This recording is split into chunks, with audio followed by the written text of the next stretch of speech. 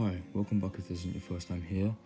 If you are confused about your DNA results, that you've taken two different DNA tests with two different companies, I'm going to explain why your results may be different. Now, this is my father's result here, right? So, let me show you. I do not recommend getting MyHeritage if you are looking for something like deep. It is literally really not that good. So as you can see, this is my result, and it is extremely incorrect. It was giving me all sorts. I'm half English, and as you can see, yeah. So this is not the best site. It's telling me basically that I'm 75% Mediterranean, and that's wrong. I'm half. My mother is Cypriot, my father is English. This is very incorrect.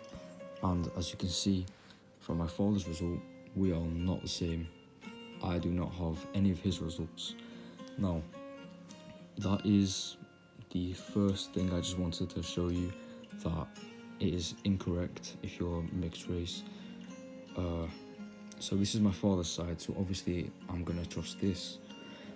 Now, as you can see, it says that he is, let's just say, quarter Scandinavian.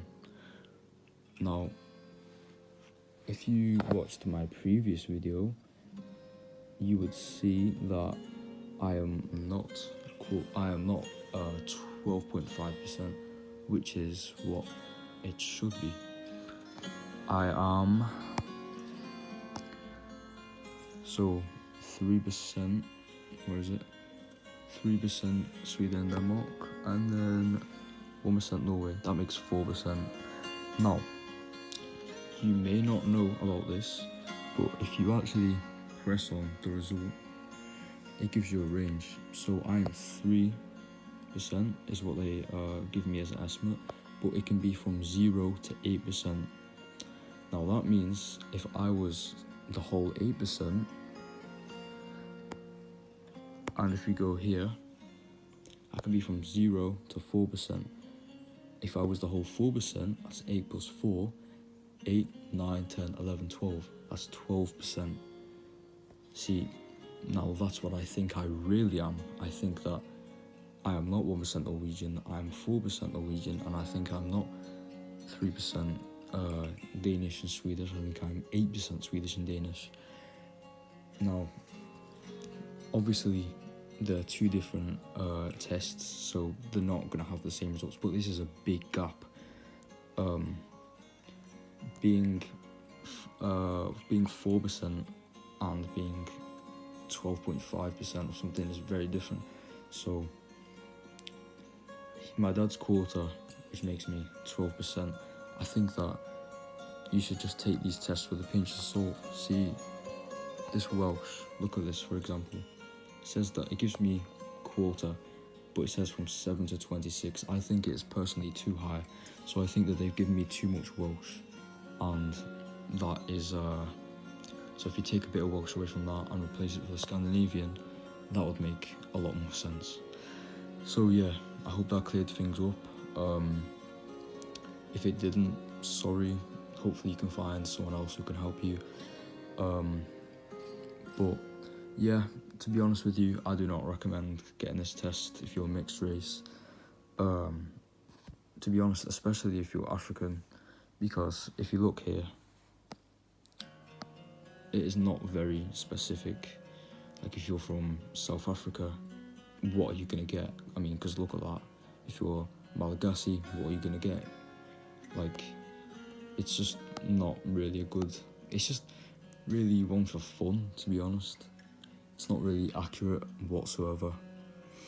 As you can see, this is terrible. Even gave me Nigerian, look at this.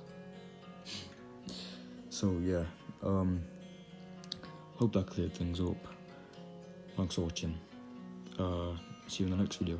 Another thing to add is that when me and my father called up the MyHeritage people in California, we asked why we did not have the same genetic regions. And I kid you not, they said in the most American accent that you can be related but not ethnically related. Now, if they have told you that and you believe it, I'm just letting you know that this is completely false. You cannot be not genetically related to someone who you are related to unless they are, step. But this is my biological father. If my father was 100% Indian, I would be 50% Indian if my mother wasn't Indian. You can't just not be what your father is unless they're an extremely low percentage. Like maybe if my father was 1% Congolese, I would not be Congolese because it's too low of a percent. So I just wanted to add that in. But yeah, if you are mixed race, I do not recommend getting MyHeritage.